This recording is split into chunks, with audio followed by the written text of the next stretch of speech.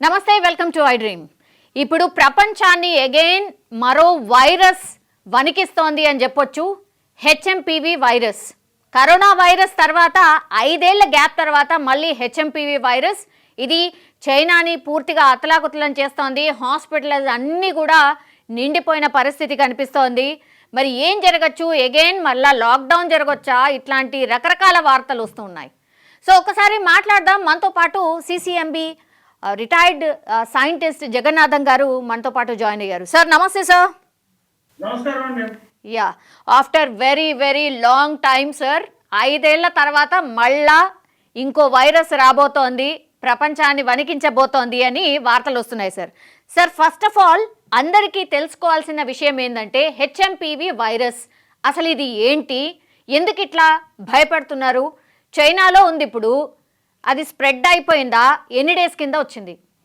ఇది చాలా ముఖ్యమైనటువంటి ప్రశ్న అండి.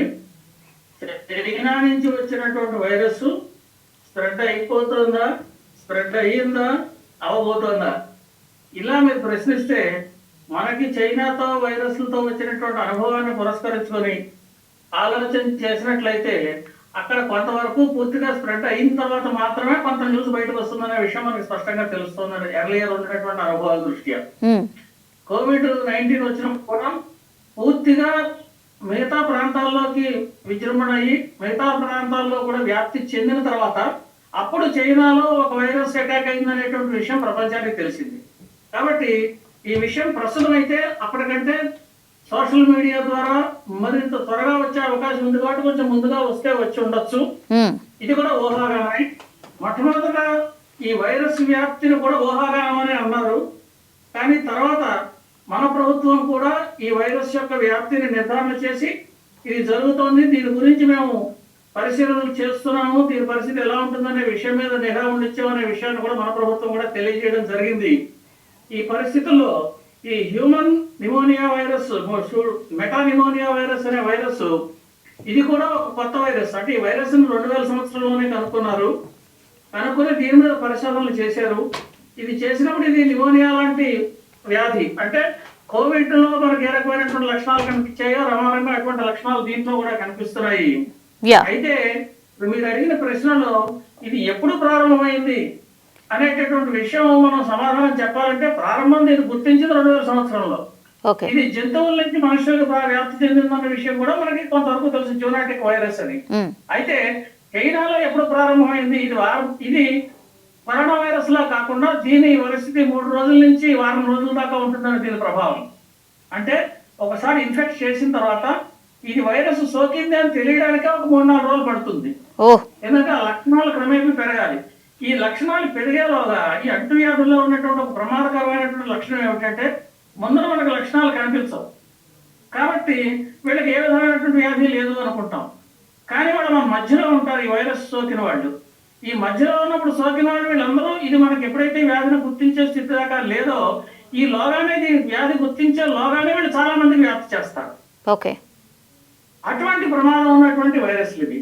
కాబట్టి మనం ఏంటంటే ఈ వైరస్లు వస్తున్నాయి అనేటటువంటిది వాళ్ళ దగ్గర వచ్చినట్టుగా మనకు ఆల్రెడీ ఒక వారం 10 రోజుల దాకా ముందే అయి ఉండొచ్చు. అందులో క్రమేపీ సంఖ్య పెరిగిన తర్వాత మాత్రమే వార్త వస్తుంది. వార్త అనేటువంటిది ఒక క్రిటికల్ మాస్, అంటే ఒక నిర్దిష్టమైనటువంటి ప్రజలకి సోకి వాళ్ళు కొంత బాధలు పడుతున్నారు అనేటువంటి విషయం వచ్చిన తర్వాత ప్రచార మాధ్యమాలు ప్రజలందరూ కూడా దాని మీద దృష్టిని సారించడం జరుగుతూ ఉంటుంది సాధారణంగా. అలా పరిస్థితుల్లో కనుక మనం ఆలోచించినట్టయితే ఒక 15 రోజులు 20 రోజుల క్రితమే ప్రారంభంలో ఉండవచ్చు. ఆ సంఖ్య క్రమేపీ పెరిగే కొద్దీ గత 3-4 రోజులుగాను మనకు వార్తలు ఇది సోకింది అనేటటువంటి వార్త వస్తోంది. కాబట్టి ఇది ఎప్పుడు వచ్చిందనే విషయాన్ని మనం చెప్పడం అనేటువంటి ప్రస్తుతం కష్టమైనప్పటికీ ఇదైతే న్యూమోనియా చూపిస్తున్నటువంటి హ్యూమన్ మెటా నిమోనియా వైరస్ అనేటటువంటి వైరస్ ప్రజలకి సోకిందని, ఇది అనేక మందికి వ్యాప్తి చెందుతోందని, దీనివల్ల మనకి వైద్య పరికరాలు ఏవైతే ఉంటాయో వైద్యశాలలు వాటి మీద ఒత్తిడి పెరిగే అవకాశం ఉందని, చైనాలో ఇది ప్రస్తుతం విజృంభణలో కూడా ఉంది, విజృంభణ దిశగా ఉంది అన్న విషయం అయితే అది కొంత ఊహాగానం కావచ్చు, వార్త కావచ్చు. ప్రస్తుతం అయితే వార్తలాగే కనిపిస్తోంది ఊహాగానం కంటే. అది దాని తాజా పరిస్థితి అనిపిస్తోంది. Exactly what is the meaning of HMPV sir? అంటే కరోనా వైరస్కి కరోనా వైరస్ అంటే ఏంటి? ఇప్పుడు హెచ్ఎంపివి వైరస్ అంటే ఏంది? అంటే 2001లోనే ఇది వచ్చింది. మరి విజృంభణ ఇన్ని ఇయర్స్ తర్వాత 23 ఏళ్ల తర్వాత ఎందుకు ఇప్పుడు విజృంభిస్తోంది? ఓకే, ఇవి ఏమవుతా ఉంటాయంటే వైరస్లు అనేటటువంటి వాతావరణ పరిస్థితులు అనుకూలించినప్పుడు మాత్రమే అవి విజృంభణ చేయగలుగుతాయి. కొన్ని వైరస్లు, ఇప్పుడు మన కరోనా వైరస్ కూడా అంతే. ఈ శీతాకాలం వచ్చినప్పుడు, చలి పెరిగినప్పుడు ఇన్ఫ్లుయెన్జా వైరస్ ఇటువంటివన్నీ వస్తూ ఉండడం సహజంగా మనం చూస్తూ ఉంటున్నాం. వాతావరణ మార్పులు వచ్చినప్పుడు ఈ వాతావరణ మార్పుల వల్ల కొన్ని వైరస్లు వాటికి సహజంగా ఉండేటువంటి లక్షణం వల్ల అవి గ్రోత్, అంటే అవి అభివృద్ధి చెందేటటువంటి అవకాశాలు పుష్కలంగా ఉన్న సమయాల్లో ఇవి విజృంభణ చేస్తూ ఉంటాయి. అటువంటివి మనకి శీతాకాలంలో, అంటే మనకి చలికాలం తీవ్రత పెరిగే కొద్ది అటువంటి సమయాల్లో విజృంభించే ఇన్ఫ్లుయెన్జా వైరస్ల గురించి మనకు ఆల్రెడీ తెలుసు. కాబట్టి అటువంటి ఇదే కనుక సమ్మర్ వస్తుంది అనుకోండి, సాధారణంగా ఏమవుతుందంటే మస్కిటోస్ కూడా వింటర్లోనూ అక్కడ ఎక్కువగా ఉంటాయి. సమ్మర్ వచ్చి ఒక్కసారిగా మీకు 42 degrees వెళ్ళింది అనుకోండి, ఒక్కసారిగా మాస్ ఎక్స్టెన్షన్ అయిపోతాయి. ఎంచేత ఆ టెంపరేచర్ నిలబడలేవు. కాబట్టి ఒక్కసారి తీవ్ర స్థాయిలో అన్ని కూడా ఒక్కసారిగా నాశనం అయిపోతూ ఉంటాయి. అంటే వాతావరణ పరిస్థితులు వచ్చేటటువంటి మార్పుల వల్ల కొన్ని వైరస్లు, కొన్ని చిన్న జీవరాశులు, బ్యాక్టీరియా పెరగడానికి అనుకూలంగా ఉన్న పరిస్థితుల్లో పెరుగుతూ ఉంటాయి. లేనప్పుడు కొన్ని సంఖ్యలో, పరిమిత సంఖ్యలో మిగిలిపోతాయి. ఈ మిగిలిపోయిన తర్వాత సీజన్ లో మళ్ళీ పెరుగుతూ ఉంటాయి. ఆ సీజనల్ గా అంటే ఎడాప్టబిలిటీ ఉన్నవి. అంటే ఇటువంటి ఎక్స్ట్రీమ్ కండిషన్స్ వచ్చినప్పుడు కూడా 1,00,000 ఉన్నాయనుకోండి, 1,00,000లో 10-5 ఆ వాతావరణ పరిస్థితులకి అడాప్ట్ అయ్యేవి నిలదొక్కుకోగలుగుతాయి. ఆ నిలదొక్కున్నటువంటి ఏవైతే ఆ కాలంలో నిలబడ్డాయో అవి మళ్ళీ తర్వాత వారికి అనుకూలమైనటువంటి పరిస్థితులు వచ్చినప్పుడు వాటి సంఖ్య క్రమేపీ పెరిగి అవి విజృంభించేటటువంటి అవకాశం కలుగుతూ ఉంటుంది. వాటి వాతావరణ పరిస్థితులకి వీటి విజృంభణకి డైరెక్ట్ కొరలేషన్ ఉంటుంది. అంతేకాదు హైజీన్ కండిషన్స్ కూడా, ఈ ముఖ్యంగా ఈ వైరస్లు రావడానికి దానికి కూడా వ్యక్తిగత స్థాయిలో కూడా హైజీన్ కండిషన్స్ చూడాలి. ఇవి ఏమిటంటే ఇవి ఇన్ఫెక్షన్స్ డిసీజెస్, అంటే తీవ్రంగా ఒకళ్ళ నుంచి ఒకళ్ళకి వ్యాధి సంక్రమింప చేసేటటువంటి లక్షణాలు కలిగినటువంటి వైరస్లు. కాబట్టి ఇది సామాజిక బాధ్యత. ప్రతి ఒక్కరూ కూడా ఇండివిజువల్ లెవెల్లో కూడా హైజీన్ పాటిస్తూ ఉండాలి, పరిశుభ్రతని పాటిస్తూ ఉండాలి. అలా పాటిస్తూ ఉండటం వల్ల వీటిని కొంతవరకు మనం మన దగ్గరికి రాకుండా చూసుకునేటువంటి అవకాశం ఉంటుంది. అయితే ఒకసారి వచ్చిన తర్వాత వీటికి వ్యాప్తి చెందే లక్షణం ఉంటుంది. కాబట్టి కరోనా వైరస్ లాంటి అనుకోండి, అది గాలిలోంచి వ్యాప్తి చెందుతుంది. ఇది గాలిలోంచి వ్యాప్తి చెందేది కాకపోవచ్చు. షేక్ హ్యాండ్ ఇచ్చిన వాళ్ళకి వ్యాప్తి చెందొచ్చు, దగ్గరగా ఉన్నప్పుడు వ్యాప్తి చెందొచ్చు. ఇలా ఒకళ్ళ నుంచి ఒకళ్ళకి వ్యాప్తి చెందే లక్షణాలు ఉన్నాయి. కాబట్టి ఇటువంటి వైరస్లు వచ్చినప్పుడు సరైనటువంటి జాగ్రత్తలు తీసుకోవడం, వాటి వల్ల అప్రమత్తంగా ఉండడం అనేటువంటి మనం చేస్తూ ఉండాల్సినటువంటి పని. ఏ వయసు వాళ్ళ మీద ఎక్కువ ఇన్ఫెక్షన్ చూపిస్తోంది సార్? ఇంకోటి, కరోనా వైరస్ లక్షణాలు కాకుండా మరి దీనికి ఉన్నటువంటి స్ప్రెడ్డింగ్ లక్షణాలు ఏంటి? కరోనా వైరస్ అయితే అది వాయుగోళాల ద్వారా విజృంభణ చెందుతుంది అనే విషయం తెలుసుకోవాలంటే గ్యాసులు వాటి ద్వారా కూడా వస్తుంది. అంటే మనం మాట్లాడుతున్నాం అనుకోండి, 1-2 మీటర్ల దూరంలో మనిషి ఎదురుకుండా మాట్లాడితే గాలిలోంచి కూడా ఒకరి నుంచి ఒకరికి ఇన్ఫెక్ట్ చెందేటువంటి లక్షణం. అంతగా తీవ్రత దీంట్లో ఉండదు. దీనికి కాంటాక్ట్ డిస్టెన్స్ కొంచెం తక్కువ ఉండాలి. అంటే అంత తీవ్రంగా కాంటాక్ట్ చెందలేదు కాకపోయినా, కానీ అంటువ్యాధి మాత్రం ఇది కూడా అంటువ్యాధి. కాబట్టి ఒక కుటుంబంలో ఉన్నప్పుడు ఒకళ్ళకి వచ్చింది అనుకోండి, వాళ్ళు నలుగురికి స్ప్రెడ్ చేసేటువంటి, వాళ్ళ కుటుంబం అంతా స్ప్రెడ్ చేసే లక్షణం, తర్వాత వాళ్ళ స్నేహితులకి, వాళ్ళ బంధువులకి, ఇలా ఒకళ్ళ నుంచి ఒకళ్ళకి ఇది సామాజికంగా వ్యాప్తి చెందుతూ ఉంటుంది.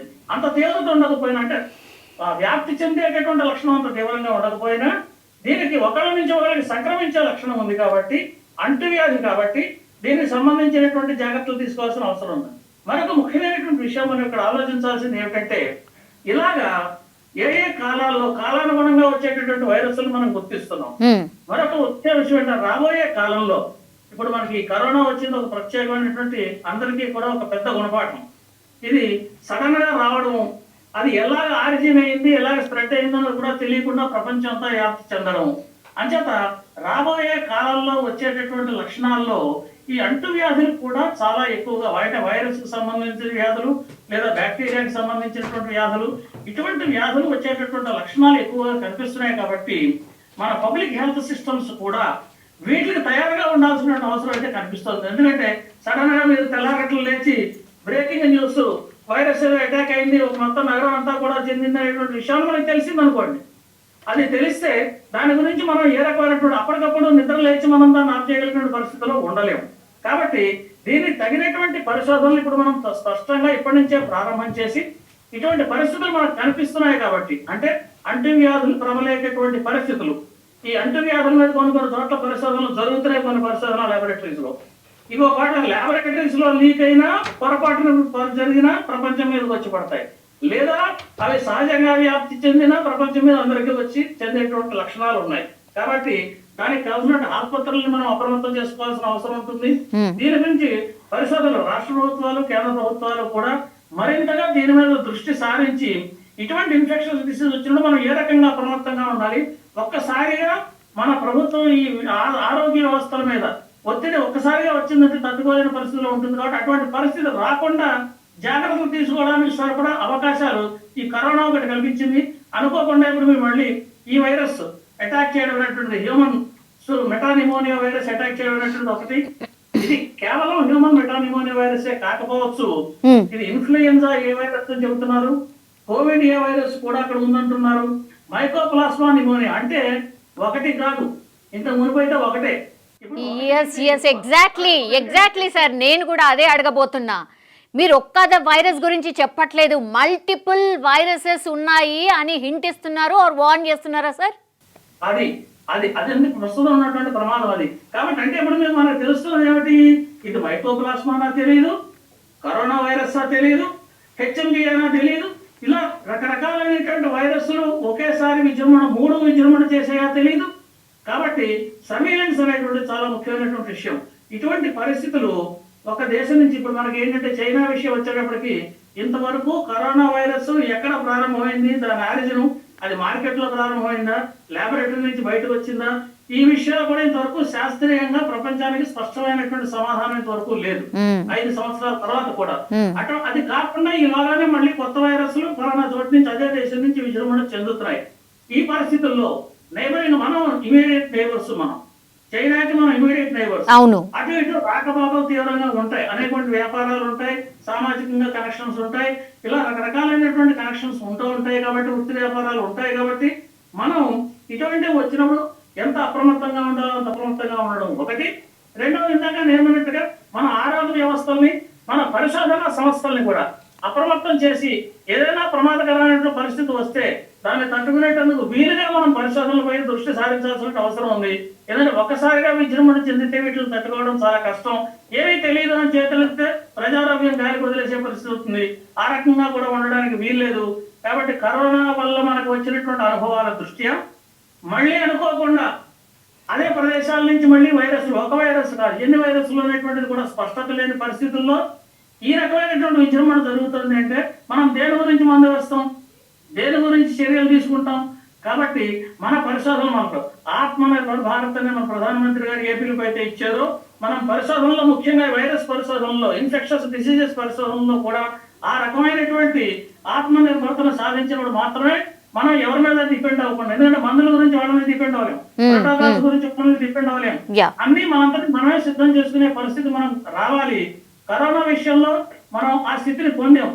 మనం వివిధ దేశాల నుంచి మనం కొనుక్కోవాల్సినటువంటి వ్యాక్సిన్ కొనుక్కోవాల్సిన పరిస్థితుల్లో అది లేకుండా ప్రధానమంత్రి మోడీ గారి నేతృత్వంలో ప్రస్తుతం మనకు కావాల్సినటువంటి వ్యాక్సిన్లు అన్నింటినీ మన దేశంలో మనమే తయారు చేసుకున్నాం.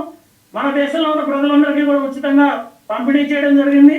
అంతేకాదు మన పక్క దేశాల్లో కూడా రక్షించేటటువంటి స్థితికి మనం వెళ్ళాం.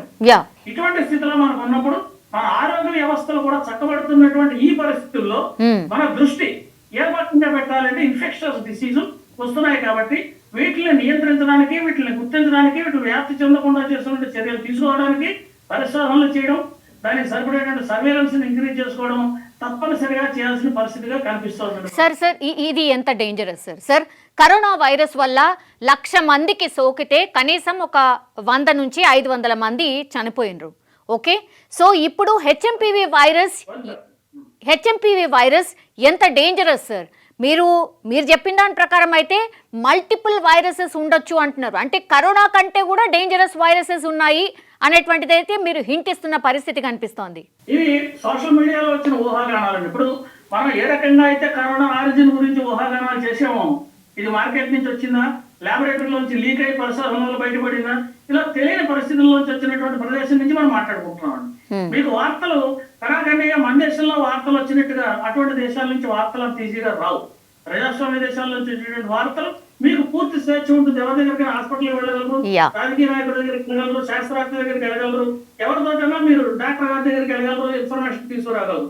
అటువంటి ఇన్ఫర్మేషన్ అంత ఈజీగా వచ్చేటటువంటి వ్యవస్థ కాబట్టి మన వ్యవస్థలో ఇన్ఫర్మేషన్ స్ప్రెడ్ ఈజీగా ఉంటుంది. అక్కడి నుంచి వచ్చే ఇన్ఫర్మేషన్ లిమిటెడ్ గా ఉండేటువంటి అవకాశాలు చాలా ఎక్కువగా ఉన్నాయని ఊహించవచ్చు మనం ఆ ఉన్న పరిస్థితుల్లో. కాబట్టి ఇది ఒకటి కంటే ఎక్కువ వైరస్ అయితే దాన్ని ఏ రకంగా ఎదుర్కోవాలి, అసలు ఫస్ట్ ఏ వైరస్ తెలియాలి కదా. ప్రస్తుతం తెలవడం అయితే మనకు వైకోప్లాస్మా చెబుతున్నారు, ఇన్ఫ్లుయెన్జా ఏ చెబుతున్నారు, అలాగే హ్యూమన్ మెటానిమో వైరస్ చెబుతున్నారు. వీటి వల్ల హ్యూమన్ మెటానిమో వైరస్ వల్ల కూడా కొన్ని మరణాలు సంభవించినట్టుగా ఈ ఊహాగానాలు యూట్యూబ్ లేదా మన సోషల్ మీడియా ద్వారా వచ్చినటువంటి ద్వారా తెలుస్తోంది. ప్రధాన మీడియా ద్వారా ప్రభుత్వం ద్వారా ఖరారు కావాల్సినటువంటి అవసరం ఉంది. అది అయినప్పుడు అంటే ఖరారు అయ్యేదాకా మనం వెయిట్ చేయాలా లేదా చర్యలు తీసుకోవాలా? మనకు ఒక ప్రమాదకర పరిస్థితి ఉంది అని తెలిసినప్పుడు, ఫర్ ఎగ్జాంపుల్ ఇదే వ్యాధి ఎక్కువ మంది సోకిన పరిస్థితుల్లో మన ఆక్సిజన్ సిలిండర్స్ ని వాటిని మన హాస్పిటల్లో సరిగా పెట్టుకోవాలి. ఎందుకంటే ఇది శ్వాసకోశ సంబంధమైనటువంటి వ్యాధులను కలగజేస్తుంది. అలాగే రొంప, దగ్గు ఇటువంటి వ్యాధులను ఇటువంటి లక్షణాలు కలిగినటువంటి పరిస్థితి కనిపిస్తుంది. కాబట్టి దీని లక్షణాలు ఏవైతే ఉన్నాయో ఆ లక్షణాలను నియంత్రించడానికి వైరస్ అటాక్ ఉన్నప్పుడు వైరస్ కి మందు ఉండదండి. ఇది ఒక పెద్ద ప్రధాన సమస్య. వైరస్ కి డైరెక్ట్ గా లేదు. ఒకవేళ వైరస్ సోకినప్పుడు సెకండరీ ఇన్ఫెక్షన్ ద్వారా ఏదైనా బ్యాక్టీరియల్ ఇన్ఫెక్షన్ వచ్చిందనుకోండి, ఆ బ్యాక్టీరియా నియంత్రించడానికి యాంటీబయోటిక్స్ ఇస్తారు. అంతే తప్ప వైరస్ అంటే యాంటీవైరల్ మాలిక్యూల్స్ చాలా తక్కువ ఉన్నాయి. అవి కొన్ని మాత్రమే ఉన్నాయి. అవి ఆ వైరస్లన్నీ వీటిని వాడగలమా వాడలేమా, రీపర్పసింగ్ పనికొస్తుందో పనికిరాదు, ఇవన్నీ టైం పట్టేటువంటి విషయాలు. కాబట్టి అది ఏమిటి అన్నది స్పష్టత రావాలి, దాన్ని గుర్తించడానికి కూడా స్పష్టత రావాలి. అప్పుడు మాత్రమే మనం యాక్చువల్గా చర్యలు తీసుకోవడానికి వీలవుతుంది ఆసుపత్రిలో, లేదా సిమ్టమాటిక్ ట్రీట్మెంటే జరుగుతూ ఉంటుంది. కాబట్టి ఇటువంటి విషయాల్లో మనం సరైనటువంటి అప్రమత్తం. అందుకనే నేను ఆత్మనిర్భర్ భారత్ అని చెబుతున్నది ఏది ఇన్ఫెక్షస్ డిసీజెస్ కూడా మనం దాన్ని సాధించినప్పుడు ఎవరి మీద డిపెండ్ అవ్వకుండా మనం ఏ రకంగా అయితే వ్యాక్సిన్లు తయారు చేసుకున్నామో అటువంటి పరిస్థితి ఇటువంటివి ఏ వచ్చినప్పటికీ కూడా సంసిద్ధంగా ఉండడం అనేటువంటిది మనం చేయాల్సినటువంటి పరిస్థితి. ఎందుకంటే ఈవేళ చైనా కావచ్చు, రేపు మరో చోట నుంచి కావచ్చు, మనకున్న పొరుగు దేశాల నుంచి కూడా రకరకాలుగా ప్రమాదాలు పొంచి ఉన్నాయి. కాబట్టి ఏ పక్క నుంచి ఏమొస్తుందో మనకు తెలియదు. ఇటువంటి పరిస్థితుల్లో మనం అప్రమత్తంగా ఉండడం అనేటువంటి చాలా ముఖ్యమైనటువంటి అంశంగా కనిపిస్తుంది. కరోనా వైరస్ సోకినప్పుడు అంటే అది సోకిందా లేదా అన్న దానికోసం ఒక టెస్ట్ చేశాం సార్. మరి ఇప్పుడు ఏంది, ఇప్పుడు హెచ్ఎంపీవీ వైరస్ సోకిందా లేదా అనే దానికి కూడా టెస్ట్ చేసుకోవాల్సిందేనా? ఏం జరగచ్చు సార్? అంటే ఎట్లా గుర్తించాలి? మరి పరీక్ష అనేటువంటి తప్పనిసరిగా పరీక్ష చేసిన తర్వాత గుర్తించడం జరుగుతుందండి. ఈ వైరస్ లో చేయడం కోసం ఏంటంటే చెస్ట్ ఎక్స్రే తీస్తారు. అలాగే దానికి సంబంధించినటువంటి వేరే ఇతరత్ర బ్రాంకోస్కోపీ అని ఒక టెస్ట్ ఉంది, అటువంటి టెస్టులు చేస్తారు. అయితే ఆ టెస్టులు ఎప్పుడు పెడతాం? మామూలుగా జ్వరం, రొంప ఇవన్నీ ఈ లక్షణాలన్నీ ఎక్కువగా కనిపించినప్పుడు, తీవ్రత ఎక్కువగా కనిపించినప్పుడు, మనం ఇది మామూలు వైరస్ కాదు అని అనుమానించినప్పుడు. ఇప్పుడు దీంట్లో ఉన్న లక్షణాలు కరోనా వైరస్ తోటి ఇతర లక్షణాలతోటి కొన్ని సామ్యంగా ఉన్నప్పుడు, చాలా మటుకు లక్షణాలు ఉన్నప్పుడు అది మిస్లీడింగ్ అవుతుంది కదా డయాగ్నోసిస్ లో. కాబట్టి ఈ డయాగ్నైజ్ చేసేటప్పుడు కూడా తీవ్రత, నెంబర్ ఆఫ్ సంఖ్య, కేసులు ఎన్ని ఉన్నాయి, ఎంతమందికి వస్తుంది, వీళ్ళ లక్షణాలు ఏ రకంగా ఉన్నాయి అనేటువంటివన్నీ పూర్తిగా క్షుణ్ణంగా తెలిస్తే కానీ మనం స్పష్టంగా చెప్పడానికి వీలుండదు. కాబట్టి దీనికైతే చెస్ట్ ఎక్స్రేలు అవి తీస్తారు, బ్రాంకోస్కోపీ చేస్తారు. అలా చేసి దీనికి సరిపడా టెస్టులు చేసి అవునా కాదా అనేటువంటి నిర్ధారణ చేస్తారు. అలాగే వైరస్ అన్నప్పుడు దానికి మనం లాగడానికి ఉన్నట్టుగా PCR టెస్టులు కూడా అటువంటివి కూడా చేసి ఫలానా వైరస్ అవునా కాదా స్పెసిఫిక్ గా చెప్పడానికి ఆ RT-PCR కానీ PCR కానీ ఇది కూడా mRNA వైరస్ ఇది కూడాను. కాబట్టి RT-PCR అని చేస్తారు. అది పరీక్షలు చేసి ఆ వైరస్ అవునా కాదా నిర్ధారణ చేయడానికి మనకు అవకాశం కుదురుతుంది. అయితే ఫలానా వైరస్ తెలిసిన తర్వాత మాత్రమే దానికి సరిపడా వైద్యం, దానికి సరిపడా ప్రికాషన్స్ ఇవన్నీ కూడా తీసుకునేటందుకు అవకాశాలు ఉంటాయి. ఇప్పుడు 15-20 రోజులు అయింది చైనాలో స్ప్రెడ్ అయ్యి అని అనుకుందాం సార్. ఒకవేళ మరి అటు ఇటు మన పొరుగు దేశమే కాబట్టి అటు ఇటు తిరుగుతూనే ఉన్నారు కదా సార్. లాక్డౌన్ లేదు, ఏమీ లేదు. సో ఆల్రెడీ స్ప్రెడ్ అయిపోయింది అనుకోవచ్చా? మరి స్ప్రెడ్డింగ్ స్టార్ట్ అయిపోయింది అనుకోవచ్చా? ఎందుకంటే అక్కడ కేసెస్ చాలా ఎక్కువగా వస్తున్నాయి, హాస్పిటల్స్ అన్నీ నిండిపోయాయి, ఇట్లాంటి వార్తలే వస్తున్నాయి. కొంతమంది అయితే 300 నుంచి 400 మంది రోజుకి చనిపోతున్నారు, ఇట్లాంటి వార్తలు కూడా వస్తున్నాయి. మరి దేన్ని నమ్మాలి? ఎంత సెక్యూర్డ్గా అంటే మనం కూడా ఎంత ప్రిపేర్డ్గా ఉండాలి సార్? ఇది చాలా ముఖ్యమైనటువంటి ప్రశ్న. ఎందుకంటే పొరుగు దేశము దగ్గర రాకపోకలు అనేటువంటివి జరుగుతూ ఉంటాయి. బార్డర్స్ ఉన్నాయి, పెద్ద బార్డర్స్ ఉన్నాయి, మనకు వాడతా చాలా లాంగ్ బార్డర్స్, వేలాది కిలోమీటర్ల ద్వారా బార్డర్స్ ఉంటాయి. కాబట్టి ఇటువంటి పరిస్థితుల్లో మనం చేయాల్సింది ఏంటంటే ఈ రాకపోకల మీద వచ్చేటటువంటి వాటిని స్పష్టంగా మనం నిఘా చేయాల్సినటువంటి అవసరం ఉంటుంది. అక్కడ వచ్చి వెళ్ళే వాళ్ళని. మన దేశంలో ఉన్న పరిస్థితి అయితే మన ఆరోగ్య శాఖ, భారత ప్రభుత్వం ఇచ్చినటువంటి ఆరోగ్య శాఖ చెప్పినటువంటి విషయాల ద్వారా ప్రస్తుతం మనం కంగారు పడాల్సినటువంటి పరిస్థితి ఏమీ లేదు అనేటువంటి విషయం అయితే సూచిస్తున్నారు. అంటే మన ప్రభుత్వం కూడా దీని మీద ఆల్రెడీ ఎలర్ట్ అయి అప్రమత్తంగా ఉంది కేంద్ర ప్రభుత్వం అనేటువంటి విషయం మనకి స్పష్టంగా తెలుస్తోంది. ఇప్పుడు కేంద్ర ప్రభుత్వమే కాదు, రాష్ట్ర ప్రభుత్వాలు కూడా అప్రమత్తంగా ఉంటారు. ఎందుకంటే కొన్ని గవర్నర్స్ రాష్ట్ర ప్రభుత్వాలతో కూడా ఉంటాయి. కొన్ని రాష్ట్రాలు, ఈశాన్య రాష్ట్రాలు, తూర్పు ఈశాన్య రాష్ట్రాలు, వాటిలో కొన్ని మంది చైనాతో బార్డర్స్ ఉన్నవి కూడా ఉంటాయి. అటువంటి రాష్ట్రాల్లో కూడా మరింత అప్రమత్తత అవసరం. ఎలా వస్తుంది ఏమిటి అనేటువంటి. కాబట్టి రాష్ట్ర ప్రభుత్వాలు, కేంద్ర ప్రభుత్వం కూడా దీని మీద సరైనటువంటి చర్యలు తీసుకోవాలి. అప్రమత్తత అయితే అవసరం. ఇది పెరగకుండా, అంటే మన దేశంలోకి రాకుండా చూసుకోవడం ప్రధానమైనటువంటి విషయం. ఆల్రెడీ వస్తే గుర్తించడానికి సరిపడా ఏర్పాట్లు అవి చేసుకోవాలి. ప్రస్తుతం అయితే ఇంకా అంతటి తీవ్రస్థత లేదు అనేటటువంటి విషయమే మనకి ప్రభుత్వ వర్గాల ద్వారా మనకు తెలుస్తున్నటువంటి విషయం. మనం దాన్నే పరిగణలోకి తీసుకోవాలి. మన దేశంలో నేను ఇందాక మాట్లాడినట్టుగా సమాచారం తెలుసుకోవడం మరింత సులభతరం. కాబట్టి ఏదైనా అవసరం అయితే మనకి ఎక్కడి నుంచైనా ఇన్ఫర్మేషన్ వస్తే అప్పుడు ఏ రకంగా దీని మీద చర్యలు తీసుకోవాలి మన దేశంలో అన్న విషయం కూడా దాన్ని సరైనటువంటి చర్యలు తీసుకోవడానికి అవకాశం కలుగుతుంది. సరే, ఇప్పుడు ముందు జాగ్రత్తగా మరి గతంలో మనం కరోనా సోకినప్పుడు ఈ వ్యాక్సిన్ డోసెస్ ఏవైతే తీసుకున్నామో సార్, మళ్ళీ అదే సిచ్యువేషన్ క్రియేట్ అవుతోందా ఒకటి. అండ్ ఇంకోటి జాగ్రత్తగా, అంటే ప్రైమరీ జాగ్రత్త ఏంటి అంటే మాస్క్ వేసుకోవడం బెటరా?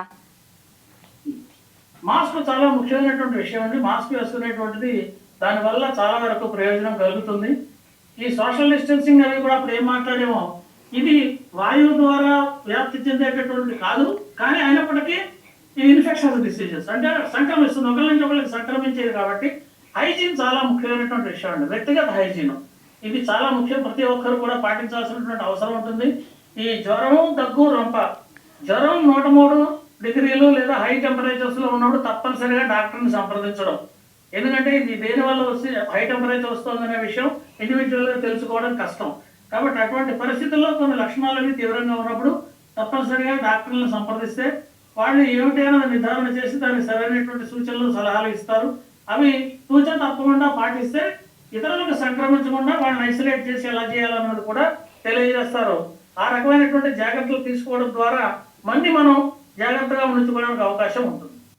లాస్ట్లీ సార్ నిజంగానే ఇప్పుడు అగైన్ ఈ వార్తలు పదే వస్తున్నాయి. చనిపోతున్నారట, హాస్పిటల్స్ నిండిపోతున్నాయట అనేది బాగా వార్తలు వస్తున్నాయి సార్. ఒకవేళ నిజంగానే మనం దీన్ని ఎదుర్కోవాలి అని అంటే ఎంత ప్రిపేర్డ్గా ఉండాల్సిందే అంటే general public sir? General public వ్యక్తిగత స్థాయిలో హైజీన్ ఇది ఫస్ట్ చాలా ముఖ్యమైన. మీరు మాస్క్ ధరించడం అది కూడా చేయొచ్చు. హాస్పిటల్స్ లెవెల్లో ఆక్సిజన్ సిలిండర్స్ కొంచెం జాగ్రత్తగా ఎక్కువగా ఉండించుకోవాల్సిన అవసరం ఉంటుంది. ఎందుకంటే శ్వాసకోశ సంబంధమైనటువంటి సమస్యలు ఉన్నాయి కాబట్టి. అలాగే ఈ వైరస్ సోకడం ద్వారా వచ్చేటటువంటి జ్వరం, దగ్గు, రొంప ఇటువంటివి ఏవైతే ఉన్నాయో వాటిలన్నింటినీ నిర్వహించడానికి నియంత్రించడానికి సరిపడా మాత్రల్ని సరైనటువంటి మోతాదులో ఉండించుకోవడం, ప్రిపేర్డ్గా ఉండడం, అవసరమైతే ఐసోలేషన్ వార్డ్స్ సెపరేట్గా ఇటువంటి వాటికి కొన్నింటికి కొంత ప్రిపేర్ అయి ఉండడం అవసరం అవుతుంది. ఆ జాగ్రత్తలు తీసుకుంటే ప్రస్తుతం మనకు ఉన్నటువంటి పరిస్థితుల్లో మనం అంత తీవ్రమైనటువంటి స్థితిలో ఉన్నట్టుగా లేదు. కానీ ఇది 3-4 రోజులు ఇంక్యుబేషన్ టైం ఉంటుంది. అది వైరస్ ఇంక్యుబేట్ అయ్యి ఆ లక్షణాలు కనిపించడానికి సమయం ఉంటుందని అనుకున్నాం కదా. కాబట్టి ఆ లక్షణాలు ఉండేది ఒక్కసారిగా పెరిగితే మాత్రం కష్టం అవుతుంది. కాబట్టి తగినటువంటి జాగ్రత్తల్లో ఉండడం మంచిదేను. ఒకవేళ నిజంగానే చైనాలో ఎమర్జెన్సీ సిచ్యువేషన్ వచ్చింది, అక్కడ కొన్ని ఏరియాస్లో లాక్డౌన్ పెట్టారు అనేటువంటిది కూడా కొంత ఎక్కువ ప్రచారం జరుగుతోంది సార్. నిజంగానే ఇట్లాంటి స్ప్రెడ్ ఇంకా చాలా తీవ్రంగా ఉంటే లాక్డౌన్ సిచ్యువేషన్ రావచ్చా సార్? లాక్డౌన్ డిసిషన్ తీసుకోవచ్చా? మన దగ్గర అంత పరిస్థితి రావడానికి అవకాశం లేదు. ఆల్రెడీ అక్కడ విజృంభించిందన్న విషయం మనకి తెలిసింది కాబట్టి, అది కొంచెం ముందుగా తెలిసిందని అనుకుంటున్నాం కాబట్టి దానికి సరిపడా చర్యలు కనుక మనం ఇప్పటి నుంచి కనుక తీసుకుంటే అక్కడి నుంచి వచ్చే రాకపోకలు, ప్రయాణికులు ఇటువంటి వాటి మీద వస్తువులు కావచ్చు, మనుషులు కావచ్చు, జంతువులు కావచ్చు, ఈ రాకపోకలు ఏవైతే ఉంటాయో ఆ రాకపోకలు ట్రాన్స్పోర్టేషన్ లో ఉండేటటువంటి వాటిలో తగిన జాగ్రత్తలు తీసుకోవడం ద్వారా అది ఇక్కడికి మన దగ్గరికి రాకుండా మనం తగిన జాగ్రత్తలు తీసుకోవడం చేయడం వల్ల కొంతవరకు దీన్ని నియంత్రణ చేయడానికి వీలవుతుంది. రెండవది మన ఆరోగ్య వ్యవస్థల్ని అప్రమత్తం చేసుకుంటూ ఉండడం. ఈ రెండింటి వల్ల మనం దీన్ని తప్పనిసరిగా ఇటువంటి దాన్ని, ఎందుకంటే కరోనానే ఎదుర్కొన్నాం, అంతటి మహమ్మారినే ఎదుర్కొన్నాం. 140 కోట్ల పైబడి 280 కోట్ల డోసుల వ్యాక్సిన్లను తయారు చేసి ప్రజలందరికీ ఉచితంగా పంపిణీ చేసినటువంటిది భారతదేశం. పక్క దేశాలకు కూడా వెళ్ళినటువంటి భారతదేశం. మనం స్వయం సమృద్ధిని సాధించామనే చెప్పచ్చు ఆ విషయంలో. కాబట్టి ఎటొచ్చి మనం ఏం చేయాలంటే పరిశోధనల విషయంలో మరింత అప్రమత్తంగా ఉండాలి. ఈ వైరస్ల మీద, ఇన్ఫెక్షన్ డిసీజెస్ మీద, పరిశోధన మీద మరింత దృష్టి సారించినట్టయితే ఇటువంటి వాటిని ఎదుర్కోవడానికి మనం ప్రమాణమేగా అప్రమత్తంగా ఉన్నామని స్పష్టంగా చెప్పచ్చు. Yes sir. Sir lastly sir, అందరి అంటే జనరల్ పబ్లిక్ పర్సెప్షన్లో సార్ ఇప్పుడు జ్వరం వచ్చింది అనుకోండి, ఇప్పుడైతే చలికాలము చాలా ఫ్లూ చాలా ఎక్కువగా ఉంటుంది, ఈ వైరస్కి సంబంధించిన జ్వరాలు కూడా చాలా ఎక్కువగా వస్తూ ఉన్నాయి సార్. ఇప్పుడు అందరికీ కూడా జలుబు దగ్గు ఇవన్నీ ఉన్నాయి సార్. సో ఇప్పుడు ప్యానిక్ కాకుండా ఉండడానికి, మేబీ ఈ హెచ్ఎంపీవీ వైరస్ మనకే సోకిందేమో అని అనుకోకుండా ఉండడానికి దాని ఎగ్జాక్ట్లీ లక్షణాలు ఏంటి సార్? ఏ సిట్యుయేషన్లో నిజంగానే ఐసోలేట్ కావాల్సిన అవసరం ఉంది అండ్ హాస్పిటల్లో సరైన ట్రీట్మెంట్ తీసుకోవాల్సిన అవసరం ఉంది సార్? ఇందాక హై టెంపరేచర్ వస్తుంది అంటే సరైనటువంటి జాగ్రత్త తీసుకోవాలి. ఇది రన్నింగ్ నోస్ కూడా ఉంటుంది. దీంతో పాటు రన్నింగ్ నోస్ వచ్చినప్పుడు ఒకవేళ తుమ్ము దగ్గు ఇటువంటివి వచ్చినప్పుడు చేతులను ఇలా అడ్డం పెట్టుకుని, లేదా మాస్క్ ఏదైనా గుడ్డడ్డం పెట్టుకుని దాన్ని అలా అడ్డం పెట్టుకుని ఆ తుమ్ము దగ్గు మొదలైనటువంటి ప్రక్రియలు ముఖ్యంగా పబ్లిక్ ప్లేసెస్ లో ఇంట్లో ఉన్నప్పుడు కూడా తగిన జాగ్రత్తలు తీసుకుంటాం. దీనివల్ల వ్యాధి ఒకరి నుంచి ఒకరికి రాకుండా చూడొచ్చు. మాస్క్ ధరించడం వల్ల కొంతవరకు ప్రివెంట్ చేయొచ్చు. అయితే ఈ లక్షణాలు తీవ్రంగా ఉండి 3-4 రోజులు పెర్సిస్టెంట్ గా ఉన్నాయనుకోండి, పెర్సిస్టెంట్ గా ఉన్నప్పుడు తప్పనిసరిగా వైద్యులు సంప్రదిస్తే మంచిది. అంటే కంటిన్యూ లక్షణాలు తగ్గకుండా అలాగే కంటిన్యూ అవుతున్నాయి అనుకోండి, అంటే వైరస్ అవ్వచ్చు. అలాంటప్పుడు ఆ టెంపరేచర్ అలా ఎక్కువగా మీరు అందరూ వాడుతున్న కొద్దీ పోయినప్పటికీ కూడా ఆ టెంపరేచర్ అలాగే చూపిస్తుంది అనుకోండి, అప్పుడు తప్పనిసరిగా డాక్టర్లను సంప్రదించాల్సిన అవసరం వస్తుంది. డాక్టర్లను సంప్రదిస్తే సరైనటువంటి మందు పడుతుంది, ప్రాబ్లం ఉండదు. Yes sir. లాస్ట్లీ మీరు ఏమైనా చెప్పదలుచుకున్నారా సార్? లాస్ట్లీ ఇది మన దేశంలో మనకున్నటువంటి పరిస్థితుల వల్ల ముఖ్యంగా జనసాంద్రత అధికంగా ఉండేటటువంటి పట్టణాల్లో అప్రమత్తంగా ఉండాల్సినటువంటి అవసరం అయితే ఉంటుంది. ముఖ్యంగా ఎయిర్పోర్ట్స్ ఎక్కడెక్కడైతే ఉన్నాయో భారీ స్థాయిలో రాకపోకలు జరుగుతున్నాయో, అయితే ఏ ప్రదేశంలో అయితే అవుట్ బ్రేక్ అయిందని అనుకుంటున్నామో అక్కడి నుంచి వచ్చేటటువంటి వాటిలో మరింత జాగ్రత్తగా ఉంటూ అవసరమైనటువంటి సర్వేలెన్స్ ని పెట్టుకుంటే మనకి సమస్య ఉండకపోవచ్చని అనిపిస్తోంది. కానీ మనకి ఇప్పటికే ఆల్రెడీ లోపలికి వచ్చి ఉండి కొంత సమస్య ఉంటే అది మనకు 1 వారం 10 రోజులు అయితే కానీ సమస్య తెలియదు. కాబట్టి ఈలోగా కూడా సరైనటువంటి జాగ్రత్తలు తీసుకోవడం ద్వారా మనం రక్షించుకుందుకు ఆస్కారం ఉంటుంది అనేటువంటిది నా అభిప్రాయం. Yes sir. Thank you sir. Thank you so much for joining sir. Thank you. And I think ఈ వార్తలు ఇంకా కొన్ని డేస్ పాటు ఇలాగే మేబీ రావచ్చు కాబట్టి ఫ్రీక్వెంట్లీ మీరు కూడా కొంత అవగాహన కల్పిస్తూ ఉండండి sir. Thank you for joining sir. చేస్తున్నటువంటి ప్రయత్నం చాలా ముఖ్యమైనటువంటి ప్రయత్నం. ప్రజలను అప్రమత్తం చేయడానికి మీరు చేస్తున్నటువంటి ప్రయత్నాన్ని అభినందించదగింది. ప్రారంభంలోనే మీరు ఈ చర్యలు చేపట్టారు కాబట్టి ఇది తీవ్ర స్థాయికి చేరకుండా నియంత్రించడానికి సరిపడా అవకాశాలు కల్పించేటటువంటి ప్రోగ్రామ్ ఇది. చాలా సంతోషం. ఇదిగా కొనసాగించండి. ప్రజలను అప్రమత్తం చేయడంలో మీ బాధ్యత సక్రమంగా నిర్వర్తిస్తున్నారని చెప్పి నేను భావిస్తున్నాను.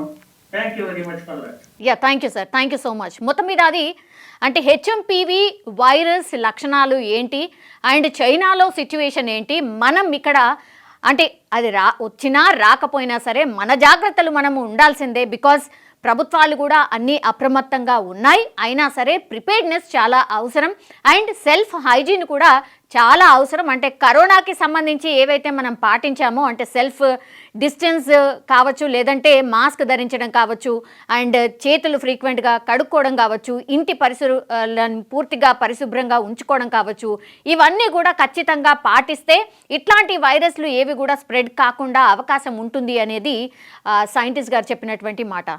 ఐ థింక్ ఇది ఇన్ఫర్మేషన్ పూర్తిగా హెచ్ఎంపీవీ వైరస్కి సంబంధించి ఏవైతే పూర్తిగా వార్తలు వస్తున్నాయో ఐ థింక్ సో మొత్తం అంతా కూడా ఇన్ఫర్మేషన్ సార్ చెప్పడం జరిగింది. సో ఈ ఇన్ఫర్మేషన్ని పూర్తిగా స్ప్రెడ్ చేయాల్సిన అవసరం ఉంది అండ్ అవగాహన పెంచుకోవాల్సిన అవసరం అయితే డెఫినెట్లీ కనిపిస్తోంది. Thank you.